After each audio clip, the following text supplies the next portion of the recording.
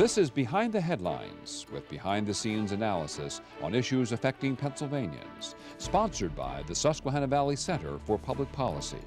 Now, here's your host. Hi, from Philadelphia to Erie and from Pittsburgh to Scranton, it's Behind the Headlines. I'm Charlie Greenewalt, Senior Fellow of the Susquehanna Valley Center for Public Policy, and I'm joined as usual by my co-host Maura Donnelly. Welcome, Maura. Hello, Charlie. Why, today we're very fortunate. We're going to have one of the newly elected row officers of the Commonwealth of Pennsylvania join us. We are fortunate to have the new state Auditor General on with us, Tim DeFoor, who of course had worked in the trenches of Dauphin County at some point here and in a whole host of different state jobs. Auditor General, welcome very much to the show. We're so fortunate to have you. Charlie and Maura, good morning to both of you. Thank you for having me on your show, and thank you for the viewers for tuning in, and fantastic and great introduction. We might as well just leave it there. Well, you've generated a lot of excitement around Harrisburg. I haven't seen so much excitement for a newly elected row officer in many, many years. So that's good to hear. I appreciate that. Thank you. Oh, you're welcome. We want to talk to you about how someone, when they were growing up, you had very little interest in mathematics. What led a young man who didn't like math to become an auditor, and ultimately the state's top auditor? You don't have a green visor on, by the way. Not only did I not have any interest in math, I wasn't very good at it. But here's what changed everything. When I was in college, of course, you had to take algebra in order to graduate. And, I know, of course, me not being very good at math, I said, well, let me take a few classes and kind of to build up to where I could get a decent grade. Because I knew that one day, eventually I wanted to do some postgraduate work, obtain a master's degree, maybe even go to law school. So I took a finite math class. And at the finite math class, of course, you talk about odds and you talk about probability. And the professor taught the class with a deck of cards and dice. And think about it. You have a deck of cards, you take out the joker, there's 52 cards in a deck. What are the odds of you pulling out a ace of hearts? 1 in 52. You have a dice. You roll the dice. What's the odds of you rolling a 6? 1 in 6. So what that did, that made math fun for me. And no longer did I think about numbers as representing something that I was afraid of. It represented something, just like the deck of cards and the die represented something. So at that point, it kind of made it fun and interesting for me. So I got involved with statistics, and that led to finance, that led to economics, and it also led to accounting. So there was that graduate. So after that first barrier was broken down, that there was that gradual love and appreciation for math. Although I still don't appreciate algebra and trigonometry as I do some of the other, as I do accounting. Well, General, I think you're very fortunate. I took college calculus and it nearly killed me. So I wish I would have come across a good professor who would have ignited a love for numbers for me. But let's talk about, you've been in your position now for about 6 weeks. So I like to ask this question of newly anointed Auditor Generals. What are some of the big surprises? Did you get any big surprises in the first 6 weeks you weren't anticipating? One of the things when I took over, when I was sworn in, I knew that I wanted to take a look at everything revolving around COVID.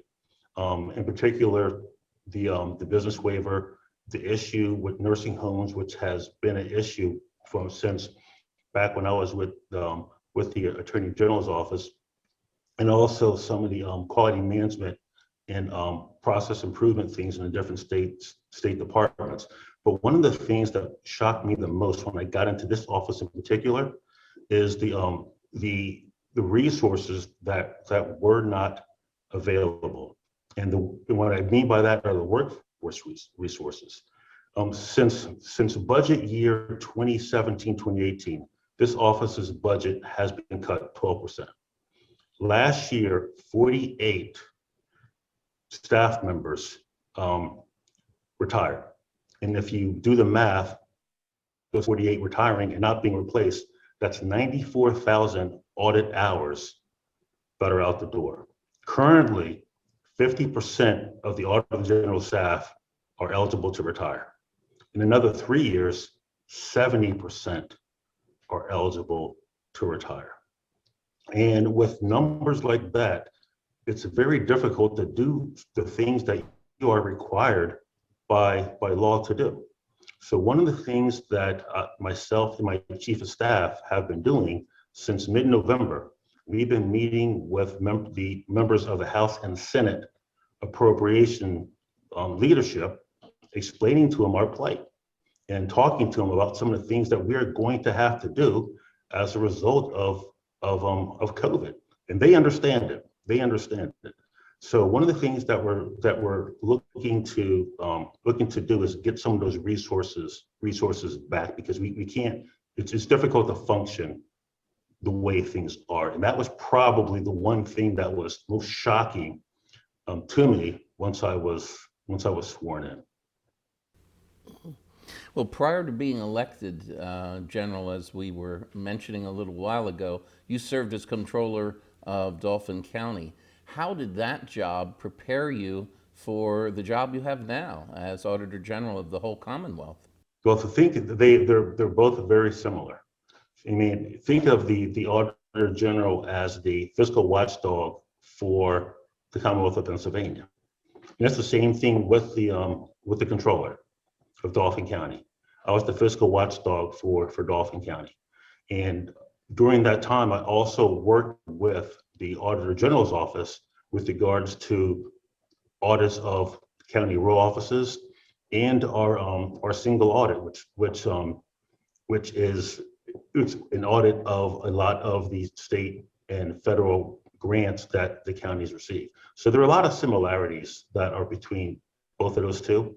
And so I think it was that experience in Dauphin County that helped me prepare for this. And not only that, with this type of work that the Auditor General is responsible for, I've been doing this type of work for 30 years. I would be interested in knowing how it is you came about the decision to run for Auditor General. I mean, running for office, especially on a statewide level, is pretty challenging. So what made you say, I'm going to go for it? Initially, I didn't want to go for it. It's something that I had to be talked into doing. I mean, and I've said this before. I mean, sometimes you find politics, other times politics finds you. I mean, I had no intention of running for Dauphin County Controller, but one of the things that I looked at, as far as the timing, what was going on in this in the Commonwealth. And I looked at my love for doing this type of work. This is everything that I've done. I haven't switched careers. I've pretty much my entire career has been looking at how taxpayer dollars are being spent. But I also looked at service to the community. As far as the things that I'm passionate about in the community, it gave me a bigger platform to not only talk about those things, but also to do the job that I love. And that's what led me to doing this. I kind of went kicking and screaming, because again, I'm not a politician, even though I used a political vehicle to get here. But I knew that that's what I had to do in order to get this office, and I'm glad that I did. Well, General, another part of your background was that you also worked for the Office of Attorney General and the Office of Inspector General. How did your experience in law enforcement, how has that shaped your approach to your current position as Auditor General now? Thank you. Skill set. When you look at the skill set, you have to look at, okay, what are the functions of my job? And you take what the functions are of your job and you simply do them, and you let the work speak for itself. I don't necessarily speak for the work, but I let the work speak for itself. Then that information is then reported, for example, in a way of a report, or when I was with the Attorney General's office, by way of a criminal complaint, which would lead, of course, lead to an arrest. So in those situations, I would let the work pretty much speak for itself, and they all require just a certain skill set. And I always saw myself as being someone who's a thinker. I mean, okay, what exactly happened? Follow the timeline and examine what happened. And if you follow the timeline, you closely examine what happened, then at the end, you're going to come up with a quality report. I'm gonna go off script here for just a second and ask you why you have an hourglass on your desk, and do you use that when your staff comes in and tell them you've got a minute? Okay, for the record, so that the hourglass, it actually is 30 minutes and 6 seconds. Oh, 6 seconds. Okay. 6 seconds. So I had a conversation with my brother and my sister-in-law, and I said that, look, if somebody really gets me angry and they have to explain something, then I want an hourglass where I can turn over the hourglass. And I said, you need to explain this by the time this hourglass runs out. And they ended up getting that for my for Christmas a couple of years ago. So it's a pretty nice prop. Hopefully I won't be able to use it in that way. Yeah. But it was kind of like it's a family joke. Oh, well, it's not a family joke anymore. No, it's not. No, it's not. Now everybody joke. Yeah. Yeah. Charlie, I know you have a question you want to ask about COVID in particular, so I'm going to let you jump in. Well, General, I wanted to ask you if you would be willing to share with the people of the Commonwealth sort of a checklist of what are the most important issues that you'll be exploring, and will the distribution of the COVID vaccine here in Pennsylvania be one of them? That is something we're currently looking into. I have several meetings again with House and Senate leaderships with regards to not only the distribution, but also with regards to what's going on in nursing homes, but also the distribution of COVID-19 relief funds.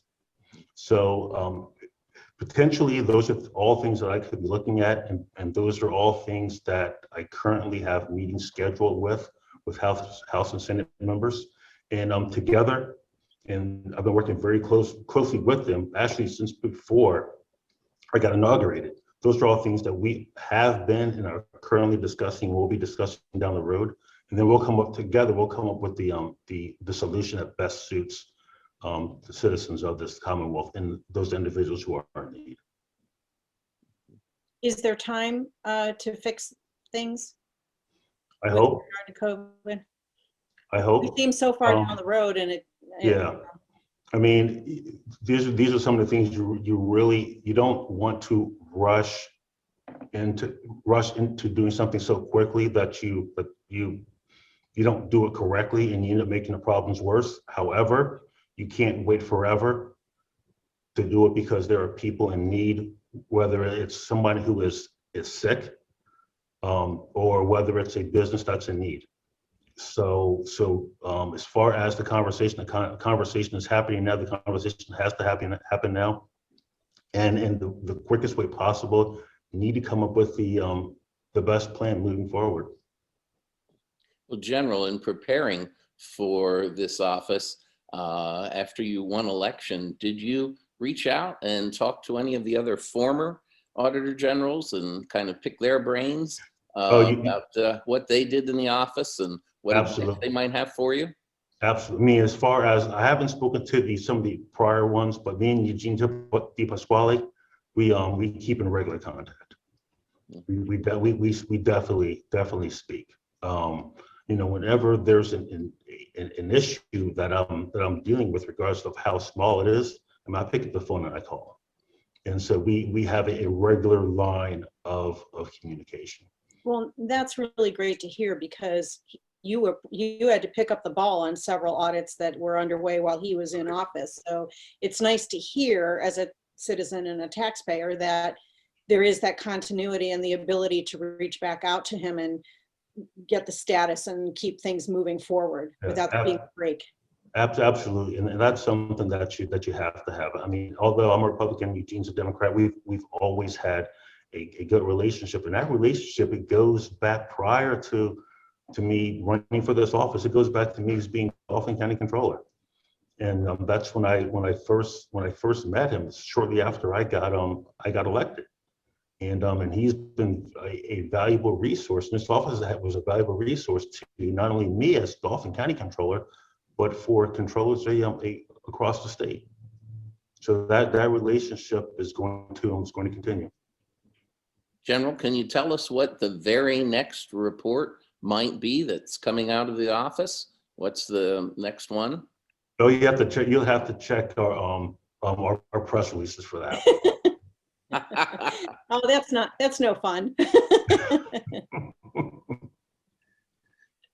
Yeah, so Well, but keep in mind, we're even though we have the resources, the lack of resources that I mentioned earlier, I have a very dedicated staff, and we haven't really missed a beat, and they're very, very dedicated people, and we're still continuing to do the job. However, as I stated earlier, we do need some assistance from the legislature, and I believe that they've heard my pleas.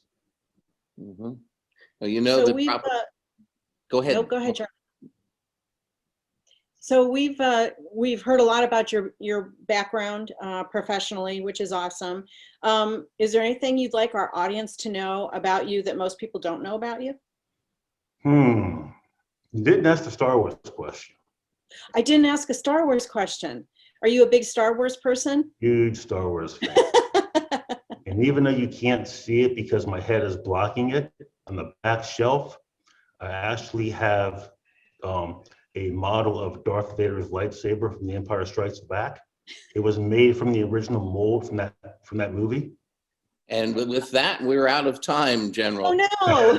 We are, unfortunately, we want to see you wield that lightsaber next time. Oh, so you're trying to bring out the Sith in me. Well, thank you, General, for being with us. We look forward to you coming on board with us again, and stay with us. We'll have another segment of Behind the Headlines coming up right after this. Behind the Headlines is brought to you as a public service by the Pennsylvania State Association of Township Supervisors, the largest, most influential municipal association in the Commonwealth. Since 1921, PSATS has been preserving and strengthening township government and securing greater visibility and involvement for townships in the state and federal political arenas. Covering 95% of Pennsylvania's land mass, townships represent 5.5 million residents, more than any other type of political subdivision in Pennsylvania. Behind the Headlines is also brought to you by the Hospital and Health System Association of Pennsylvania, helping hospitals provide healing, health, and hope to communities across the state. And by the Pennsylvania Chamber of Business and Industry. The Pennsylvania Chamber serves as the frontline advocate for business on Pennsylvania's Capitol Hill by influencing the legislative, regulatory, and judicial branches of state government. Additional underwriting provided by the Worrell Corporation Foundation, based in Carlisle, Pennsylvania, by the Edward H. and Jeannie Arnold Foundation, and by the Pennsylvania Manufacturers Association. Business in Pennsylvania is our business. Behind the Headlines is also supported as a public service by the Pennsylvania Highway Information Association, the go-to source to learn about transportation projects and issues.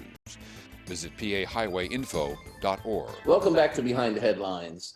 On this particular segment, Mara and I are joined by Dave Sanko, who of course is the Executive Director for the Pennsylvania Association of Township Supervisors. Dave, welcome back to the show. It's nice to have you again. Thank you. It's good to be here. Wish we could be together. I wish we could too. Just a moment ago, you shared with me some actually a very interesting fact about your organization in this time of COVID. What is the COVID infection rate of your staff? We are approaching 1 year, zero infection rate. That's remarkable. 1 year back in the office.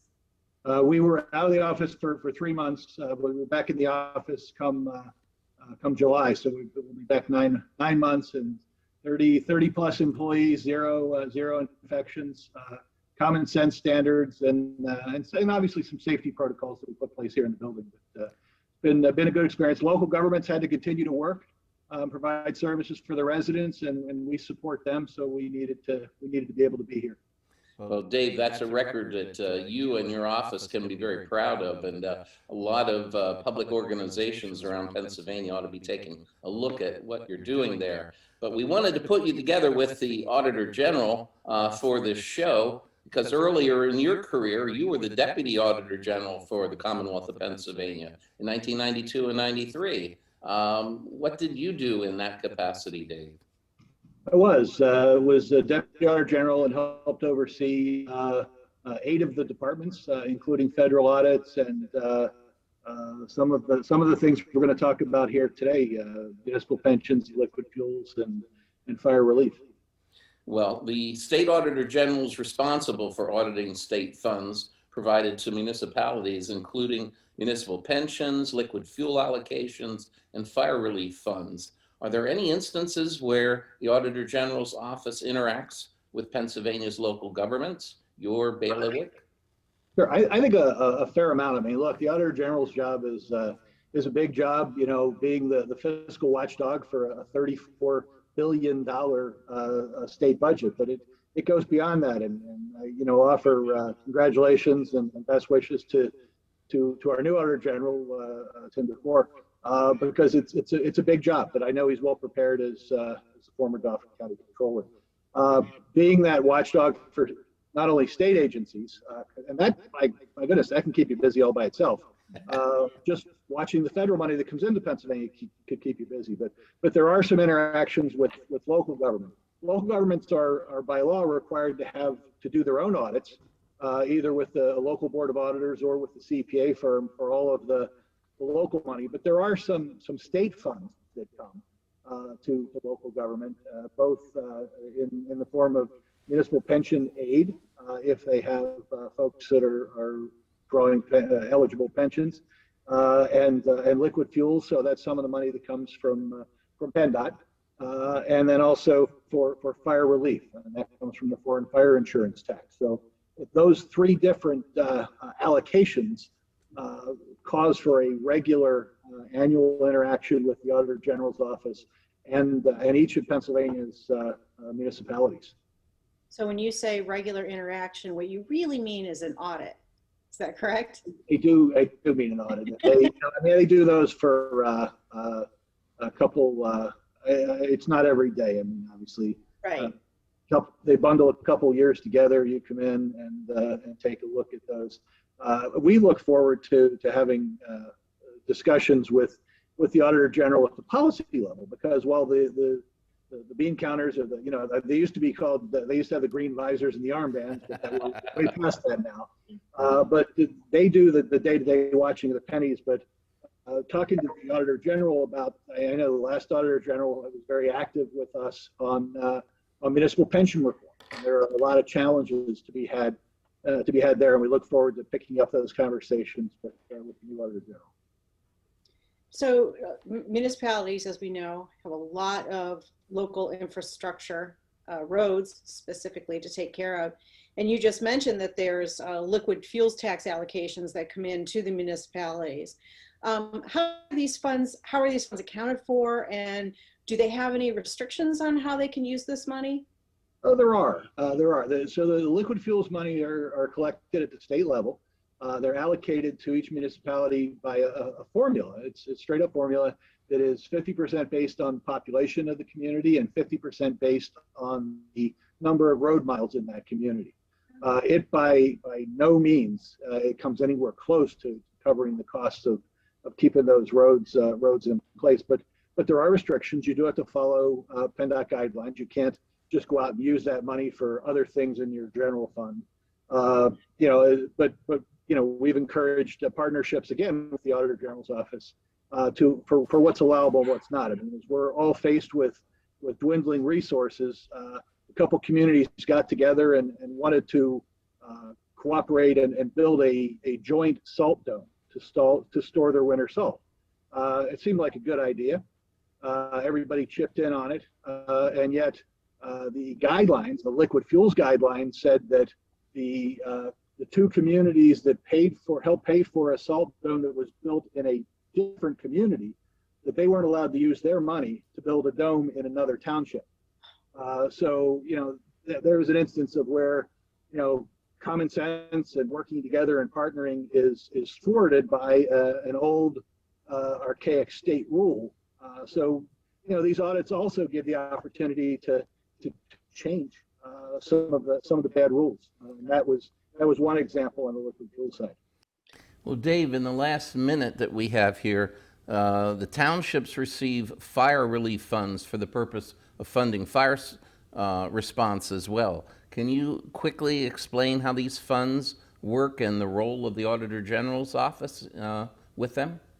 Sure. The Auditor General will make sure that the funds are spent on eligible categories. So it can be used. It used to be able to just be used when it was started for personal protective gear and equipment and turnout gear. We were successful over the last year or two to include in that recruiting and retention efforts, so that you can now use it for that. But you still can't use those dollars to go out and maybe put a new bar or a new bingo board in. Because that's not appropriate. But we get to figure out how to best utilize those funds to help support fire services, which are critically important to Pennsylvania safety. Okay, well, we thank you for being with us, Dave, and throwing some more light on what the Auditor General does and how that office interacts with the townships. And good luck in continuing your great record regarding COVID. Thanks. Okay, we'll be back next week again to see you on Behind the Headlines. See you then.